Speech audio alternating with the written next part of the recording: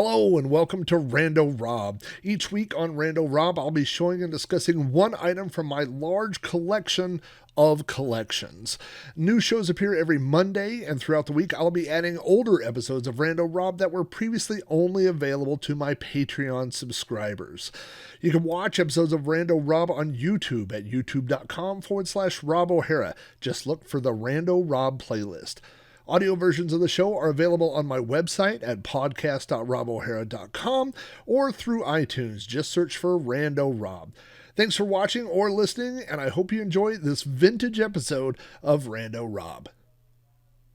I was very busy over the past week, loading the shelves and getting things. As you can see, I'm moving from one side to the other, and I've got the shelf over here in the corner is kind of left. And I've got at least two of those blocked out for a line of toys that are not Star Wars, but were very popular in the mid to late 70s, and those were Fisher Price Adventure People. Fisher Price Adventure People came out in the mid-70s, I think. I probably should look up more details before I start talking about it, but in mid-70s, and they had this entire line. All of their stuff basically had to do with outdoors kind of stuff. There was a whole camping series. There was like a park ranger guy, and he had a 6-wheel ATV, and there was an ambulance, and there was helicopters, and there were planes, and I have a pretty large collection of adventure people. And the big takeaway of Fisher Price Adventure People is that they were 3 3/4 inch scale, which is the same scale as Star Wars figures. They came out before Star Wars figures, and in fact, I got to go to Rancho Obi-Wan, which is the location owned by Steve Sansweet, which is I believe the largest private collection of Star Wars memorabilia. It's in California, and we went there on vacation a few years ago, and it's absolutely fantastic. And he doesn't have the originals. I don't know that the originals exist, but the original Kenner team, before they made the 3 3/4 inch Star Wars figures, they made mock-ups, and they used Fisher Price Adventure People as the basis for those mock-ups, and then they just changed the heads and things to make them look like Star Wars figures. You can always tell at Fisher Price Adventure People because one of their arms on the figures are almost always like this, like it's bent to hold something. In fact, you could see in the picture up there, the guy in the front seat of the van, the guy with the red shirt, his arm is kind of like that, so you could always kind of see that. But I was a big fan of this whole line of toys as a kid. I had a lot of them. I had a lot more of them than I thought I did. And then I found a picture of like my old Star Wars collection, and I started seeing all these Fisher Price toys in there. I had a speedboat. I had a couple different things, but one set that I think is one of the most popular sets that a lot of people had is this thing which was called the Adventure Van. And now, I have every single part of the Adventure Van. I don't have it all here because I'm still unpacking, and I haven't opened all my tubs yet of all my Fisher Price stuff yet. But this is the Adventure Van, and as you can see, there's a lot of playability to this. It's super rad. That's you can see those cool 70 graphics. It came with a lot of different things. One of the things it came with is this. I don't know if this is not a kayak. I think this is a canoe. I think technically, but there's this little bungee strap that kind of holds it in place. Of course, you could take that out. It also came with a motorcycle. I do have the motorcycle right over there, and I have all the figures. It came with 2 guys, I think. It came with the guy you can see there driving the van in the yellow shirt in that picture. It came with him. And then the motorcycle guy had these weird knees that bent so he would sit on the motorcycle, which makes it really hard to stand otherwise.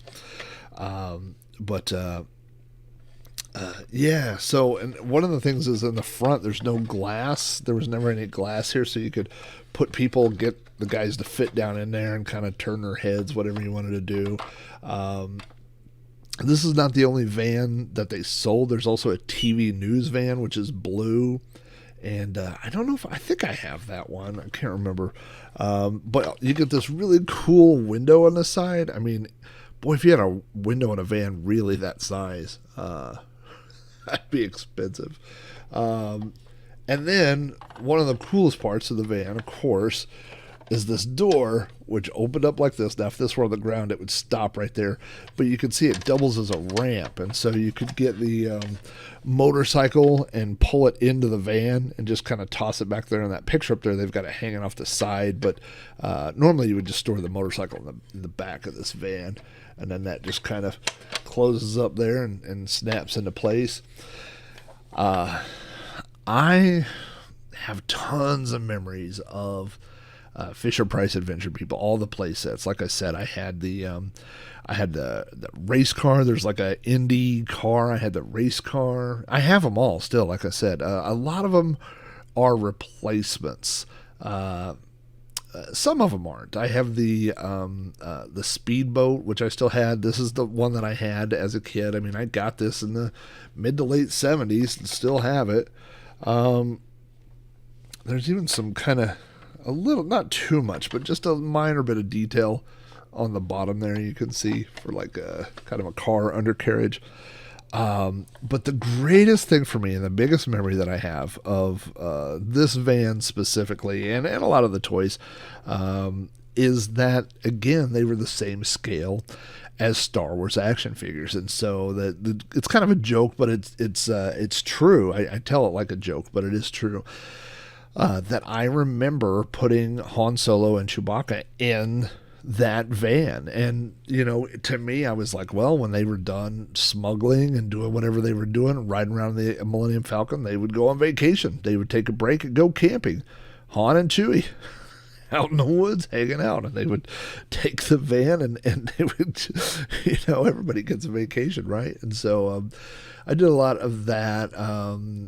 You can't really talk about the Fisher Price line, especially if you're a Star Wars fan, without talking about the Alpha Probe, which is the big thing, which is just out of camera view over here. But I do have the Alpha Probe, which looks like the big space shuttle, and it came with a couple of astronauts and a man and a woman astronaut, which I always thought was cool. And it had these little things that look like they're supposed to be like air hoses, like tether lines, and they curve all around, so they look like they're floating in space, but they're rigid, and they have little prongs on the end, so you could stick it into the back of an astronaut or on the foot and attach it. And so it kind of looked like they were floating in space. You could have this little thing go up there, and the guys would fit on it. So that was always fun. A few years ago at the old house, when I had all this stuff set up, I had just started looking at the reaction action figures, which are newly created action figures, but usually of old lines. So like they created Back to the Future action figures. So they're made in modern times, but they are of an old movie, and they're made in a style that makes them look like they could have existed back in the 1980s. They have the 5 points of articulation like Star Wars figures, so just their shoulders and their legs and their heads turn like that.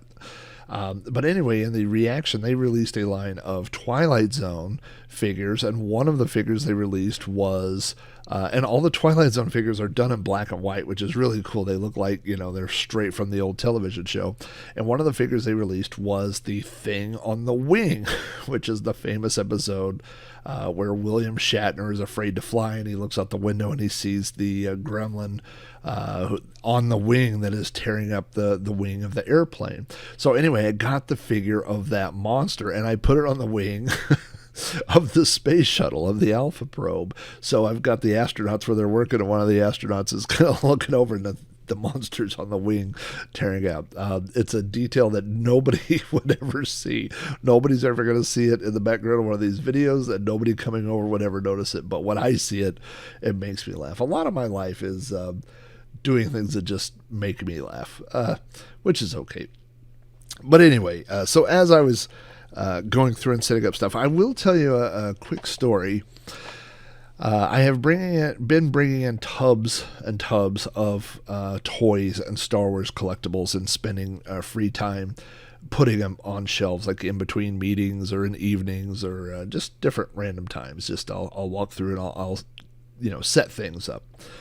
And I have a separate tub sitting over on the side that is empty. Well, it's empty right now.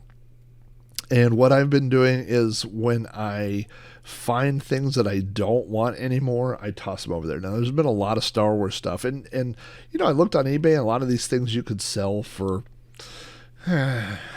between $10 and $20 seems to be the going rate. Like, I had a bottle of Queen Amidala lotion, and I had a Queen Amidala coin purse, and I had a 12-inch stuffed or plush Jar Jar doll, So those are just things that don't represent, they're not part of my original collection as a kid, of course, and they just don't really represent my collecting and the stuff that brings me personal joy when it comes to Star Wars. And so I've been putting them in that separate tub, and my next door neighbor has a son who is 6 or 7, and he loves Star Wars. So I've been putting all the Star Wars stuff in there, and my next door neighbor is also a pastor at a local church. And so when the tub was full, I asked him if they could meet me in the driveway, because our driveways are next to each other, and he came over and I gave him the tub, and the kid's eyes lit up, and I said, now listen, I said, part of why I'm doing this is because I have too many toys, and so too many toys for one person can be a bad thing. So I told him, pick out the stuff that you like. Now, the problem is with a 7-year-old, he might need some help, because when I was 7, I loved all toys. But I said, pick out the toys that you like, and then whatever's left, I know they have like a play area for the kids, and like an after school kind of thing up at the church. So I said, if you want to take that to your church and spread the wealth a little bit, then that's fine too. So, one of the things I think I don't really call myself a hoarder, but as a collector, I'm also a saver of things, which could get dangerous. That's when you find things and you go, well, this is worth something, and so you get it and you keep it, and then you feel this weird moral obligation to pass it to someone who needs it. So to me, if I had a toy that I didn't want, it's very different for me to sell it versus to give it to somebody that I think who wants it than it is to throw it away. Now, all three of those for me personally have the same result, which is I got rid of it. But where that actually goes, for some reason, affects me. And so the fact that, for a long time, I'm like, I don't know what to do with this stuff, the stuff that I don't want. One of the things I put in the box was all those Taco Bell cup toppers that were, the figures. I saved 2 of them. I saved Yoda and I saved Darth Maul. I put the Darth Maul with all the other Darth Maul figures, and I put the Yoda. There's going to be a whole shelf just for Yodas. And so, but all the rest of that stuff, like, it's worth enough money that I don't feel good throwing it away. If you donate it, I don't know. But I just feel like, giving it to the kid next door. The kid will find some stuff he'll like it, and whatever he doesn't want, they can take it up to the church, and the other kids can play with it and whatever. So it kind of has a life after me. And so I'm better with that than it sitting in a landfill somewhere. So anyway, one thing that my neighbor kid will not be getting his hands on ever is the Fisher-Price adventure van. Of course, you've got Fisher-Price written right there on the sticker, which is cool, like kind of like where you might see a brand name or something, or like for a logo for an actual van or something, you see the Fisher-Price. What a cool mural. Not on that side. That side's got the window. But this side has the mural with the big bird. I mean, this is very 70s, If I weren't trying to build a stealth type van, I had a lot of people say, you should paint it like the Mystery Machine.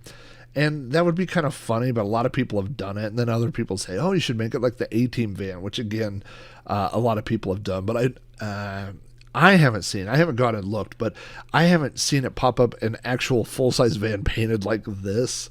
With yellow and green, and the thing is that 99% of people would not get the reference if they saw it, but every now and then you might get somebody our age who saw that and it would click, and I think they might get a kick out of it. So if I ever get tired of trying to do the stealth camping thing, then that is literally what I will do. Is I will paint my van green and yellow and make it look just like that. So